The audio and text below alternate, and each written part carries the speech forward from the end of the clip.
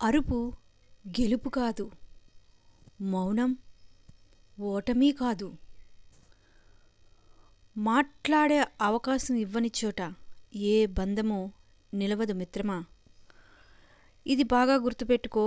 నీ చుట్టూ ఉన్న వాళ్ళందరూ నీ వాళ్ళే అని మోసపోకు. ఒక్కసారి వాళ్ళకి వ్యతిరేకంగా మాట్లాడి చూడు, వాళ్ళ అసలు మనస్తత్వం బయటపడుతుంది. ప్రపంచంలో బ్రతకాలి అంటే మంచి నటనైనా రావాలి, మాటల గారడి అయినా వచ్చుండాలి. మంచితనం నిజాయితీ అంటూ కూర్చుంటే నిన్నే పునాదిగా చేసుకొని ఎదుగుతుంది ఈ సమాజం. మూర్ఖురాలైన మహిళ తన భర్తను బానిసని చేసి ఆ బానిసకు యజమానిగా ఉంటుంది. కానీ తెలివైన మహిళ తన భర్తను రాజును చేసి ఆ రాజుకు తనే రాణిగా ఉంటుంది. నువ్వు యుద్ధం గెలిచే వరకు శబ్దం చేయకు మిత్రమా.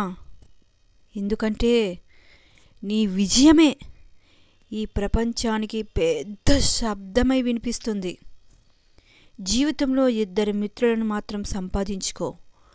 ఒకరు శ్రీకృష్ణుడు లాంటివాడు, నీకోసం యుద్ధం చేయలేకపోవచ్చు కానీ ఖచ్చితంగా విజయాన్ని అందించేవాడే. ఇంకొకరు కర్ణుడు లాంటివాడు, ఎప్పుడైనా నువ్వు తప్పు చేసిన అధర్మం వైపు నిలబడ్డా కానీ ఖచ్చితంగా నీ వైపే నిలబడి పోరాడేవాడే కర్ణుడు. ఒకడు నీ ఎదుగుదలను చూసి ఏడుస్తున్నాడు అంటే వాడు ఖచ్చితంగా నీ మోచేతి నీళ్ళు తాగినవాడే అయ్యుండాలి. లేకుంటే వాడికేం అవసరం? డబ్బును బట్టో స్థాయిని బట్టో ఎప్పుడూ గర్వపడకు. ఎందుకంటే జీవితం చదరంగం లాంటిది. ఆట ముగిశాక రాజు బంటు చేరేది ఒక పెట్టెలోకే.